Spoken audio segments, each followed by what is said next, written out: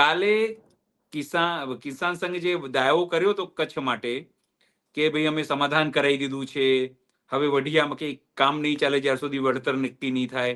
કાલે તો ફરી અંબાણીને અદાણી ટીમો પહોંચીને કામ કરવાનું શરૂ કરી દીધું હતું અને ત્યાં વિવાદ થયો ત્યારે અને તમામ ખેડૂતોને પોલીસ ઉચકી ગઈ.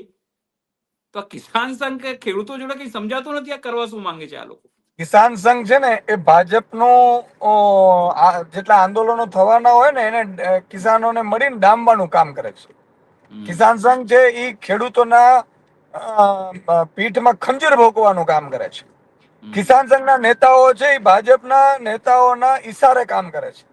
આજે તમે એમણે કીધેલું કે ભાઈ આ જ્યાં સુધી સહાય નહીં થાય જાહેર ગાંધીનગરમાં એલાન કર્યું હતું, સરકારે ધમકી આપી તો ગાંધીનગર એલાન એને બંધ કરી દીધું. એને એવું કીધું કોઈ પોલિટિકલ નેતાઓ ન જોઈએ અમારે. કેમ ભાઈ? પોલિટિકલ ન જોઈએ એટલે તમે કુંડલીમાં ગોળ ભાંગવાના હતા, ભાંગી નાખ્યું. અને તમે જુઓ મોદાણીનું ફરીથી કામ શરૂ થઈ ગયું. અને ભાઈ મોદાણીએ નક્કી કરેલું છે. કિસાન સંઘની તાકાત છે કે રોકાવી શકે?